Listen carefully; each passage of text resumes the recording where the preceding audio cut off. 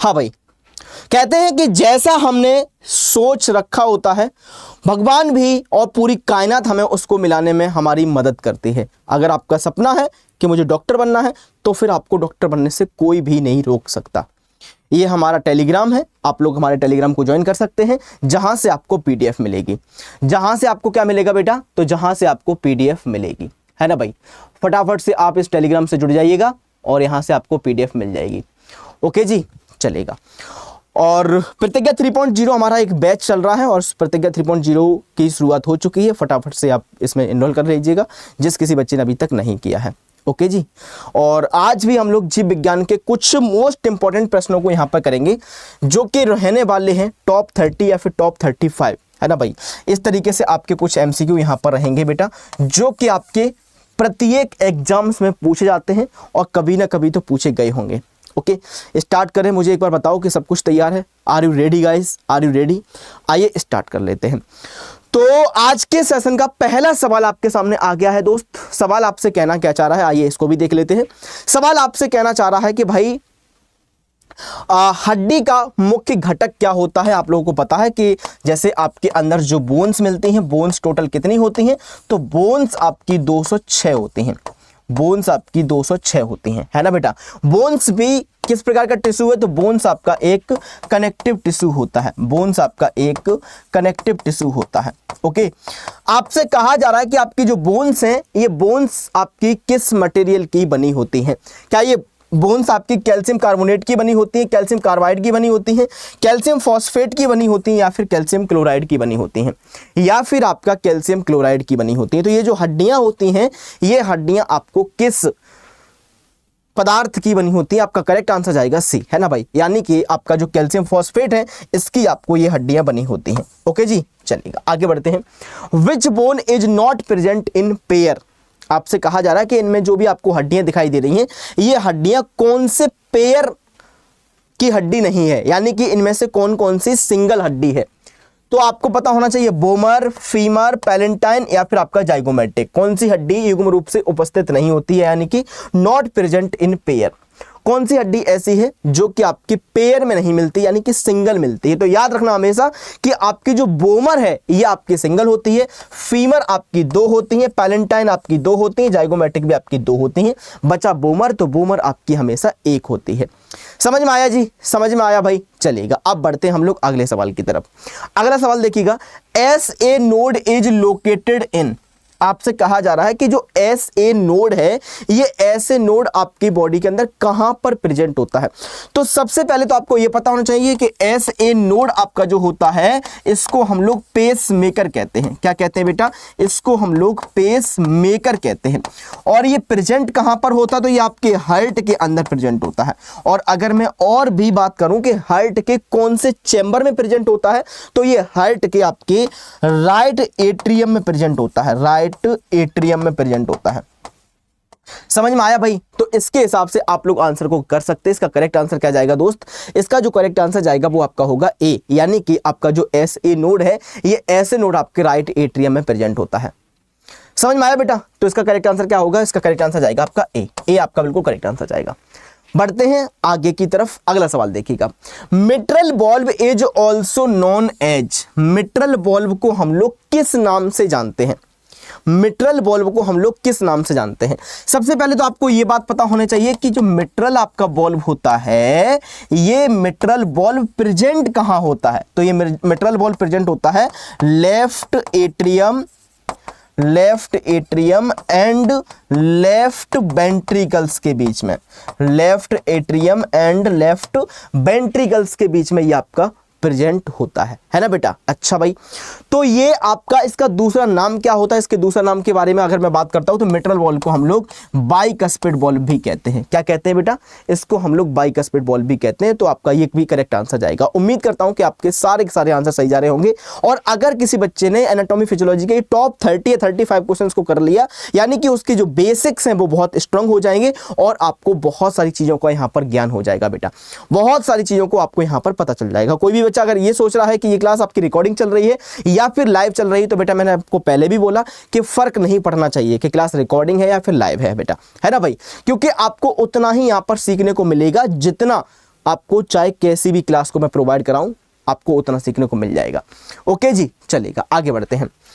Systolic और diastolic दबाव के बीच के अंतर को क्या कहा जाता है? ये सवाल आपका बहुत इंपॉर्टेंट है, ये सवाल आपका बहुत इंपॉर्टेंट है। मैं आपको बता रहा हूं कि भाई आपसे पूछा जा रहा है कि डिफरेंस बिटवीन सिस्टोलिक प्रेशर और डायस्टोलिक प्रेशर, क्या उसको हम लोग एपिकल प्रेशर कहते हैं, क्रेनियल प्रेशर कहते हैं, ब्लड प्रेशर कहते हैं, या फिर उसको पल्स प्रेशर कहा जाता है, या फिर उसको पल्स प्रेशर कहा जाता है। तो याद रखना कि आपका जो ब्लड प्रेशर होता है ना भाई, आपका जो ब्लड प्रेशर होता है, ये ब्लड प्रेशर किस किस से मिलकर बना हुआ होता है? तो systolic upon diastolic pressure, systolic and upon diastolic pressure से। तो जो आपका सिस्टोलिक और डायस्टोलिक प्रेशर होता है वो कितना होता है? 120/80 होता है ना। अगर हम इसका डिफरेंस निकाल दें, 120 माइनस 80 कर दें, तो ये कितना होगा? 40 बचेगा। और ये जो 40 प्रेशर निकल के आता है, ये आपका पल्स प्रेशर निकल के आता है।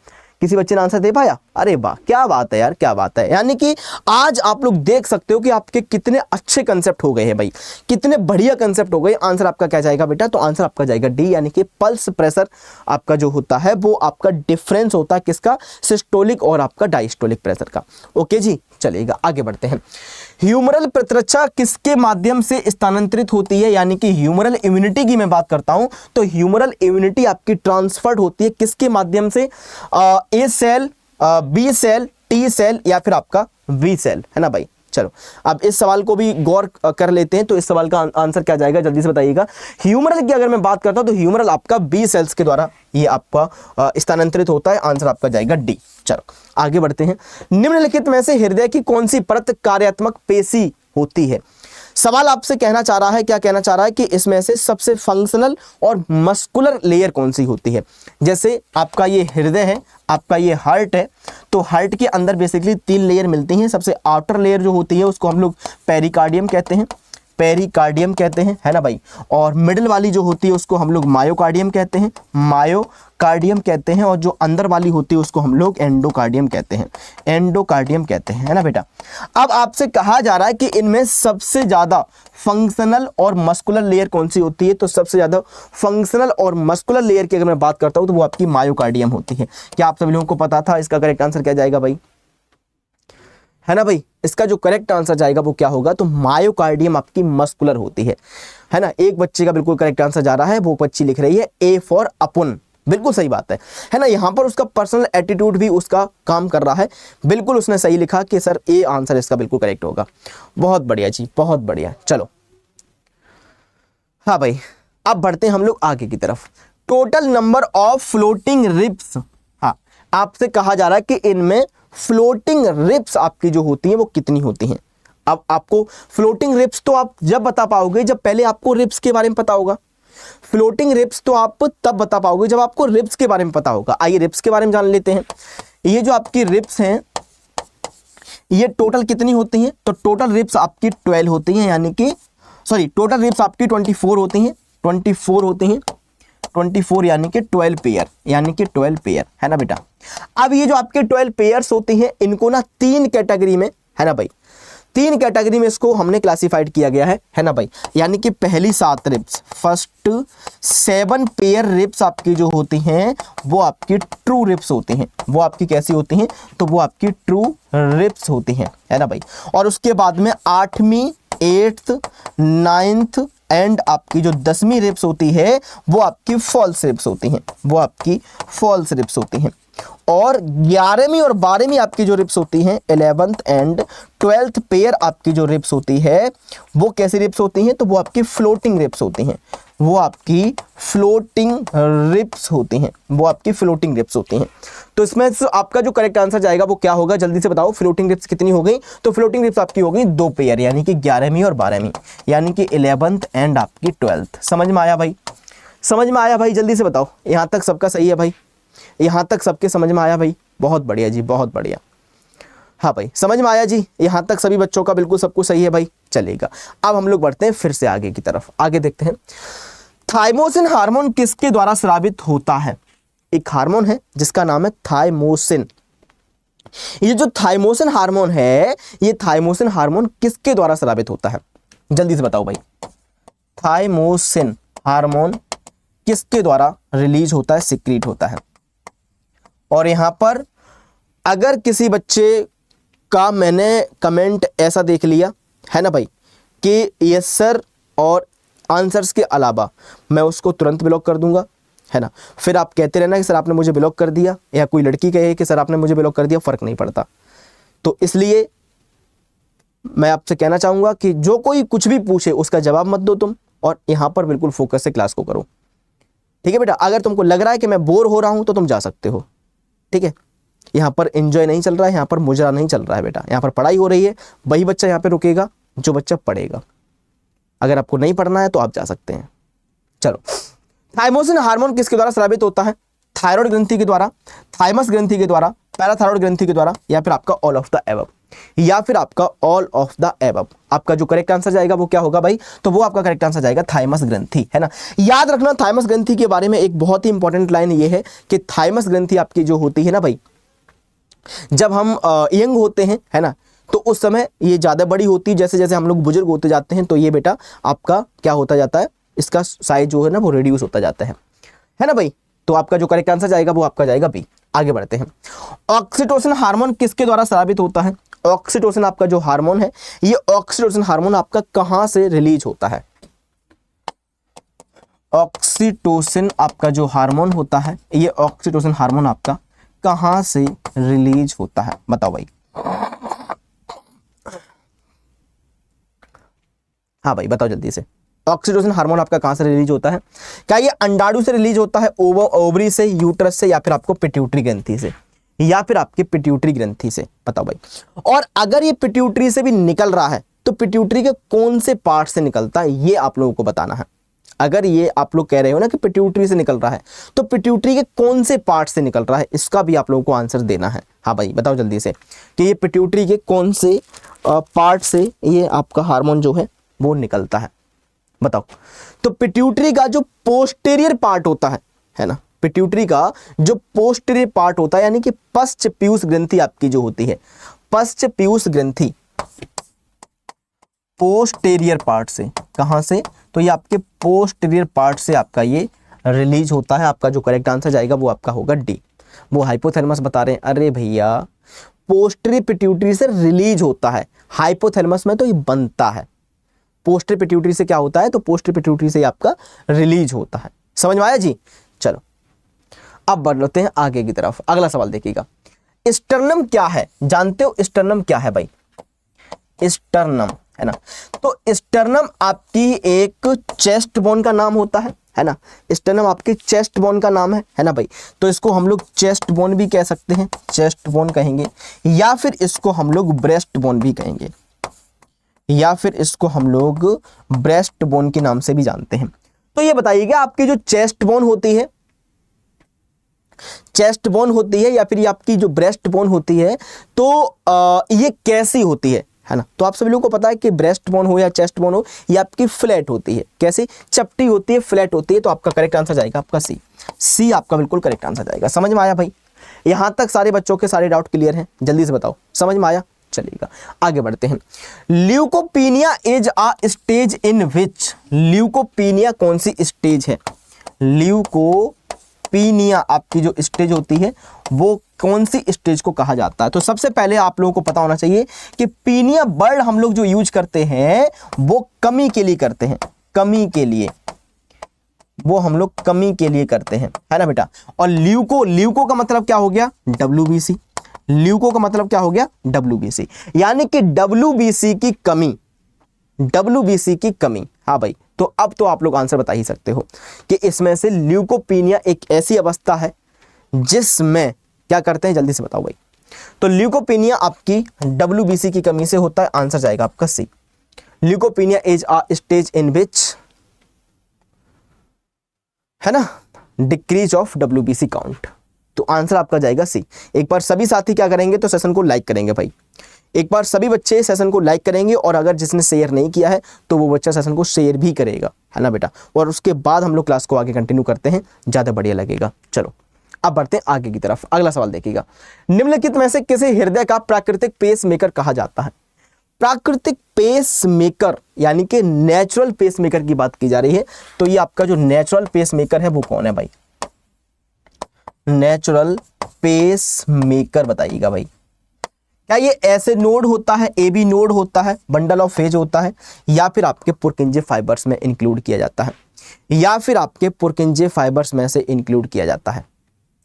हाँ भाई, बहुत बढ़िया जी, बहुत बढ़िया। चलो तो बताइए इसका जो करेक्ट आंसर जाएगा वो क्या होगा। तो याद रखना कि आपका जो नेचुरल पेस मेकर है वो आपका एस ए नोड है। वो क्या है भाई? तो वो आपका एस ए नोड है ना बेटा। अब ए बी नोड को क्या कहते हैं? तो ए बी नोड को कहा जाता है पेस सेटर कहा जाता है। ए बी नोड को हम लोग पेस सेटर कहते हैं, पेस सेटर कहते हैं, इसको हम लोग पेस सेटर कहते हैं। समझ में आया जी? समझ में आया जी? चलेगा। अब बढ़ते हैं हम लोग आगे की तरफ। प्रॉपर्टी ऑफ कार्डिक मसल्स क्या होती हैं? Property of cardiac muscles, property of cardiac muscles. तो ये बहुत इंपॉर्टेंट है कि आपके अंदर जो हृदय की मसल्स होती है ना, उस हृदय की मसल्स की बनावट क्या होती है, उसकी प्रॉपर्टी क्या होती है, ये अपने आप में बहुत मोस्ट इंपॉर्टेंट है, बहुत मोस्ट इंपॉर्टेंट है। तो याद रखना कि भाई आपकी जो कार्डियक मसल्स होती हैं, एक तो ये वॉलंटरी होती हैं, सॉरी एक तो ये इनवॉलंटरी होती हैं, लेकिन ये स्ट्रेटेड होती हैं। इस चीज को आप लोग याद रखना, इस चीज को याद रखना, ये बहुत मोस्ट इंपॉर्टेंट है। मतलब ये मानो कि एनसीईआरटी का सबसे अच्छी लाइन आपकी यही है ना। जो आपका लोकोमोशन एंड मूवमेंट वाला जो आपका चैप्टर है, उस लोकोमोशन एंड मूवमेंट वाले चैप्टर में ये लाइन आपकी बहुत शानदार लिखी हुई है कि वो बच्चे कंफ्यूज होते रहते हैं। तो याद रखना कि कार्डिक मसल्स का जो नेचर होता है वो आपको इनवॉलंटरी होता है, अनैच्छिक होता है, इनवॉलंटरी होता है, अनैच्छिक होता है, लेकिन इनकी जो बनावट होती है वो बनावट इनकी स्ट्रेटेड होती है ना, रेखित होती है। बनावट इनकी कैसी होती है? तो इनकी बनावट आपकी रेखित होती है। चलो भाई, अब बढ़ते हैं हम लोग आगे की तरफ। निम्नलिखित में से कौन सी पसलियों को तैरती पसलियों के नाम से जाना जाता है? यानी कि फ्लोटिंग रिब्स किसको कहते हैं? फ्लोटिंग रिब्स किसको कहा जाता है? बताओ भाई, फ्लोटिंग रिब्स किसको कहा जाता है? क्या ये फ्लोटिंग रिब्स आपसे 7 से लेकर 10 तक होती हैं? 11वीं और 12वीं को हम लोग फ्लोटिंग रिब्स कहते हैं, या फिर 1 से लेकर 7वीं तक, या फिर आपका जो स्टर्नम है उसको कहते हैं? बताओ जल्दी से फटाफट। यानी कि आपसे कहा जा रहा है कि ये जो तैरती हुई पसलियां होती हैं वो तैरती हुई पसलियां आपकी कौन सी होती हैं? तो मैंने अभी अभी बताया था आपको कि 2 पेयर पसलियां आपकी तैरती हुई होती हैं, है ना, 11वीं और आपकी 12वीं। आंसर क्या होगा? तो इसका करेक्ट आंसर जाएगा आपका बी। बी आपका बिल्कुल करेक्ट आंसर जाएगा। चलो आगे बढ़ते हैं। Posterior pituitary gland is also known as, posterior pituitary gland को हम लोग किस नाम से जानते हैं? बताओ फटाफट से। पोस्टीरियर पिट्यूटरी ग्लैंड को हम लोग किस नाम से जानते हैं? इंटरमीडिएट के नाम से, न्यूरो हाइपोफाइसिस के नाम से, एडिनो हाइपोफाइसिस के नाम से, या फिर सेला टर्सिका के नाम से, या फिर सेला टर्सिका के नाम से? बताओ भाई। बहुत बढ़िया जी, बहुत बढ़िया। तो पोस्टीरियर पिट्यूटरी ग्रंथि आपकी जो होती है, इस पोस्टीरियर पिट्यूटरी ग्रंथि को हम लोग किस नाम से जानते हैं? पोस्टीरियर पिट्यूटरी ग्रंथि को हम लोग जानते हैं न्यूरो हाइपोफाइसिस के नाम से जानते हैं। किसके नाम से? न्यूरो हाइपोफाइसिस के नाम से जानते हैं। समझ में आया जी? समझ में आया जी? अरे भाई, पोस्टीरियर को न्यूरो हाइपोफाइसिस कहते हैं, एंटीरियर को एडिनो हाइपोफाइसिस कहा जाता है। एंटीरियर को किसके नाम से जानते हैं? एंटीरियर एडिनो हाइपोफाइसिस के नाम से जानते हैं, है ना। तो आपका जो करेक्ट आंसर जाएगा वो क्या होगा? तो इसका जो करेक्ट आंसर होगा वो होगा आपका बी। आगे बढ़ते हैं। निम्नलिखित में से कौन सा हार्मोन टी लिम्फोसाइट के विकास के लिए जिम्मेदार है? Which of the following hormones is responsible for development of T lymphocyte? T lymphocyte के लिए यहाँ पर कौन जिम्मेदार है? टी लिम्फोसाइट के लिए यहाँ पर कौन जिम्मेदार है? क्या ये सेरोटोनिन जिम्मेदार है, हिस्टामिन जिम्मेदार है, कोर्टिसोल, या फिर आपका थाइमोसिन? तो टी फॉर थाइमोसिन और टी फॉर आपका क्या भाई? आपका ये टी लिम्फोसाइट, है ना भाई। तो आप लोग बिल्कुल करेक्ट आंसर कर सकते हैं। बताओ जल्दी से भाई। बहुत बढ़िया जी, बहुत बढ़िया, शानदार, जानदार एंड धमाकेदार। तो आज आपके ये जो टॉप 30 और टॉप 35 आपके जो एमसीक्यू होने वाले हैं, उसमें आप लोगों को एक अंदाजा लग गया होगा कि यार मेरे कितने स्ट्रॉन्ग कंसेप्ट बनते जा रहे हैं। अब मैं डरने वाला नहीं हूं, क्योंकि मेरा सिलेक्शन होने से कोई भी नहीं रोक सकता। बेटा जब तक ये पॉजिटिविटी आपके अंदर नहीं आएगी तब तक चीजें फिर गड़बड़ होती रहेंगी। आपका जो करेक्ट आंसर है वो क्या जाएगा? थाइमोसिन, है ना बेटा। थाइमोसिन आपका बिल्कुल करेक्ट आंसर जाएगा। आगे बढ़ते हैं। ब्लड शुगर रेफर्स टू, क्या आपको पता है इनमें से ब्लड शुगर आपका कौन सा है? जो ब्लड के अंदर शुगर मिलता है वो ब्लड शुगर कौन सा होता है? क्या ये सुक्रोज होता है, फ्रक्टोज होता है, माल्टोज होता है, या फिर आपका ग्लूकोज होता है? ब्लड शुगर बताइएगा भाई। ब्लड शुगर आपका जो होता है, ये ब्लड शुगर आपका कौन सा होता है?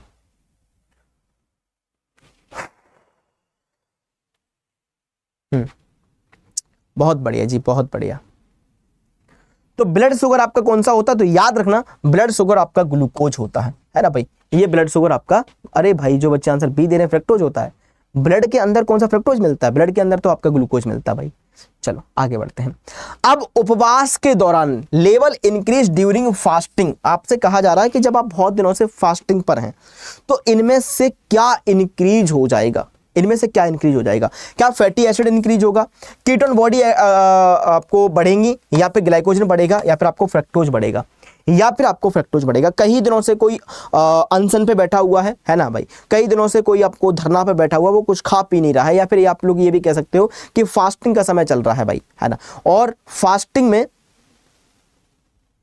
हाँ भाई, तो फास्टिंग में आपका इनमें से कौन सा टूटना स्टार्ट हो जाएगा? बताओ भाई, किसकी मात्रा बढ़ने लग जाएगी? तो याद रखना आपकी जो कीटोन बॉडी है ये आपके ब्लड के अंदर बढ़ने लग जाएंगी। कीटोन बॉडी आपकी प्रोटीन से टूटने लगती है ना भाई।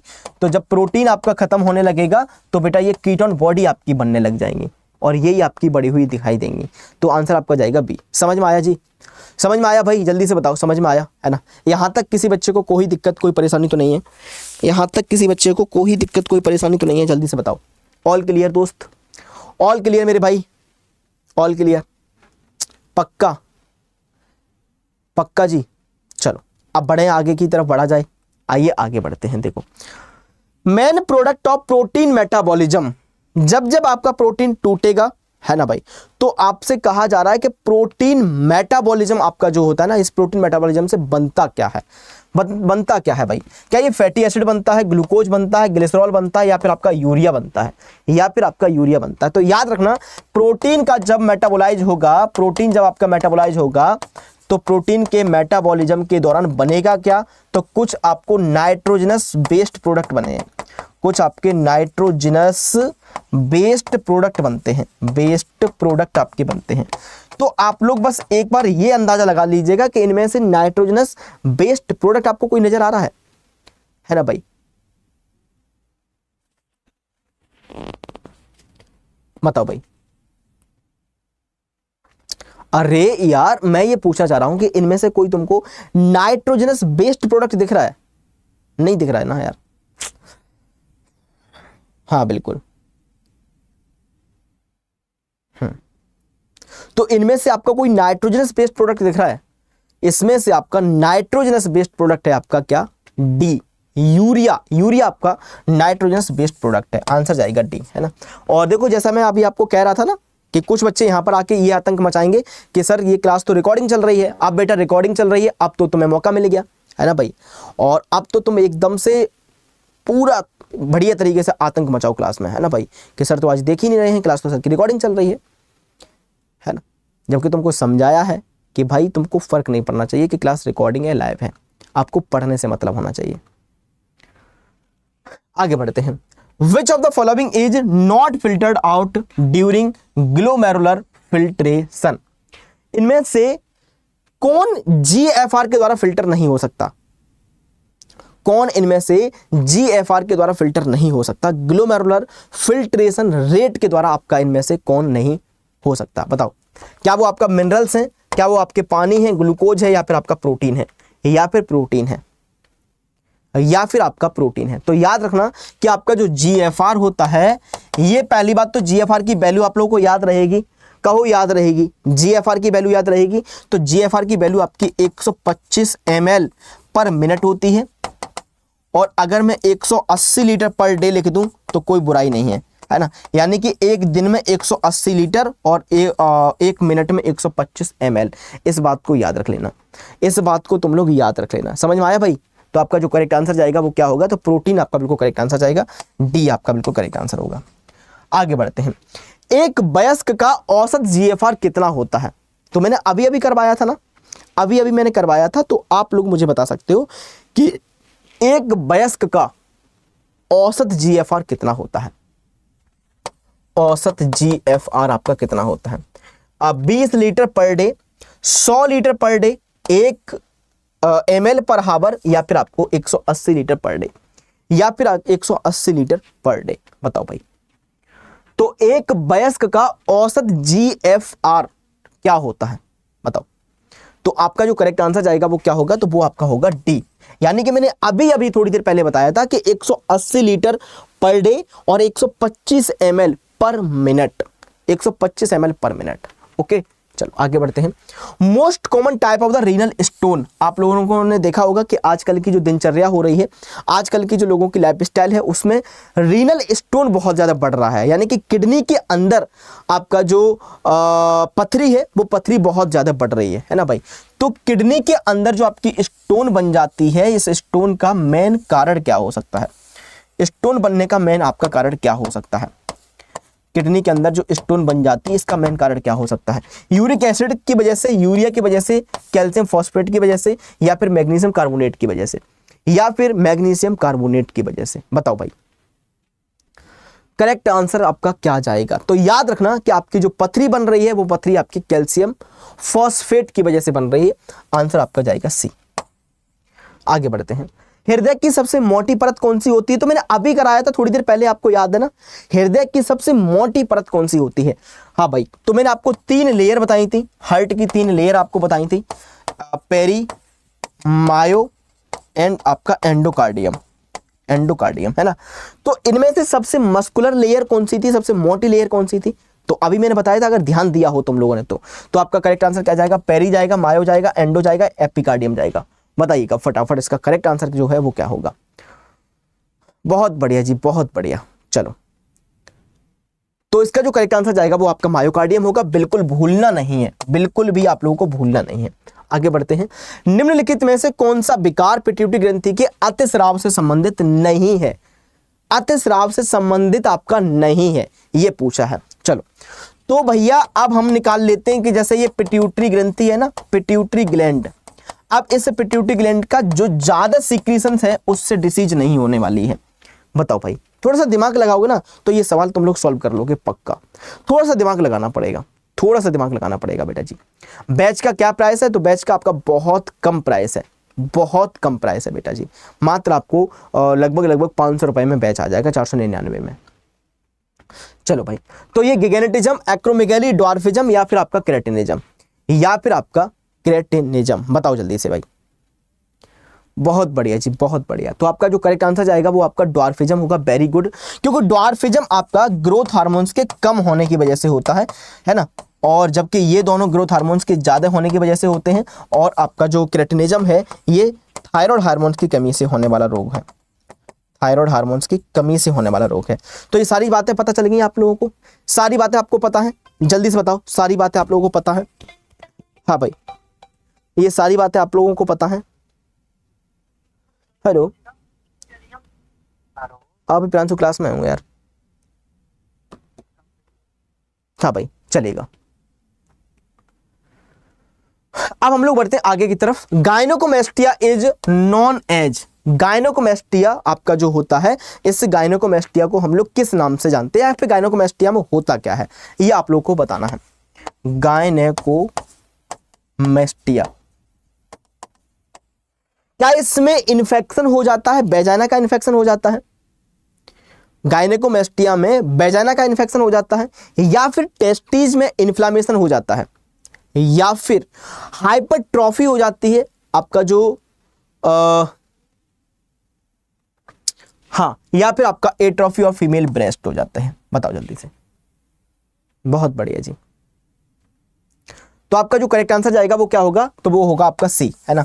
यानी कि जो पुरुष स्तन होते हैं उनकी अति वृद्धि हो जाती है ना भाई। यानी कि जो मेल्स होते हैं, उनके मेल्स के जो ब्रेस्ट होते हैं वो फीमेल्स की तरह हो जाते हैं, मेल्स के जो ब्रेस्ट होते हैं वो फीमेल्स की तरह हो जाते हैं, है ना भाई। चलो आगे बढ़ते हैं, अगला सवाल देखिएगा भाई। मस्तिष्क का कौन सा भाग गति के समन्वय के लिए जिम्मेदार होता है? Which part of the brain is responsible for the coordination of movement? Brain का कौन सा ऐसा पार्ट है जो कि ब्रेन के लिए रेस्पॉन्सिबल हो जाता है? सॉरी, ब्रेन का कौन सा ऐसा पार्ट है, ब्रेन का कौन सा ऐसा पार्ट है जो कि कोऑर्डिनेशन और मूवमेंट के लिए, कोऑर्डिनेशन एंड आपका जो मूवमेंट है उसके लिए रेस्पॉन्सिबल है? क्या वो आपका हाइपोथैलेमस है, पोन्स है, सेरिबेलम है, या फिर आपका मेडुला है, या फिर आपका मेडुला है? हाँ भाई, नीट का बैच कितने में है? तो नीट का बैच हमारा जो है वो नर्सिंग एंट्रेंस का महापैक आप लोग ज्वाइन कर लीजिएगा, वहां से आप लोग पढ़ सकते हो, है ना, जो कि 1999 का है। ओके जी, चलो, तो आपका जो करेक्ट आंसर जाएगा वो क्या होगा? इसका जो करेक्ट आंसर जाएगा वो होगा आपका सी। सेरिबेलम आपका जो होता है ये आपका कोऑर्डिनेशन और मूवमेंट के लिए रेस्पॉन्सिबल होता है। आगे बढ़ते हैं। Respiratory centre is located in the brain. Brain के अंदर जो रेस्पिरेटरी सेंटर है ये कहां पर लोकेट होता है? रेस्पिरेटरी सेंटर आपका कहां लोकेट होता है? क्या ये हाइपोथैलेमस में, मेडुला ऑब्लिंगेटा में, पोन्स में, या फिर सेरिब्रम में, या फिर आपका सेरिब्रम में? गुरुदेव बुक ऑर्डर कैसे करें? अच्छा, अभी बता देता हूं, है ना, बुक के बारे में अभी बता देता हूं कि बुक आपको कैसे परचेज करनी है, बिल्कुल बता देता हूं। चलिएगा भाई, बहुत बहुत धन्यवाद आप लोगों का, है ना भाई। कब तक ऑफर? ऑफर बेटा नहीं चलता, फिर ऑफर तो कभी भी खत्म हो जाता है और कभी भी आ जाता है, लेकिन इतना डाउन ऑफर आपका कभी नहीं आता है, याद रखना। तो अभी फटाफट से आप लोग ले लीजिएगा, क्योंकि भाई आपको पढ़ना है, फिर सिलेबस आपका निकल जाएगा तो फिर क्या फायदा रहेगा, तो फिर क्या फायदा होगा, है ना भाई। चलो, तो रेस्पिरेटरी सेंटर आपका कहां पर होता है? रेस्पिरेटरी सेंटर आपका मेडुला ऑब्लिंगेटा में होता है, आंसर आपका जाएगा बी। आगे बढ़ते हैं। नॉर्मल टाइडल वॉल्यूम कितना होता है? नॉर्मल टाइडल वॉल्यूम आपका जो है वो कितना होता है? क्या ये 100 ml होता है, 300 ml होता है, 500 ml होता है, या फिर ये आपका 700 ml होता है, या फिर ये आपका 700 ml होता है? Normal tidal volume, normal tidal volume आपका जो होता है, ये नॉर्मल टाइडल वॉल्यूम आपका कितना होता है?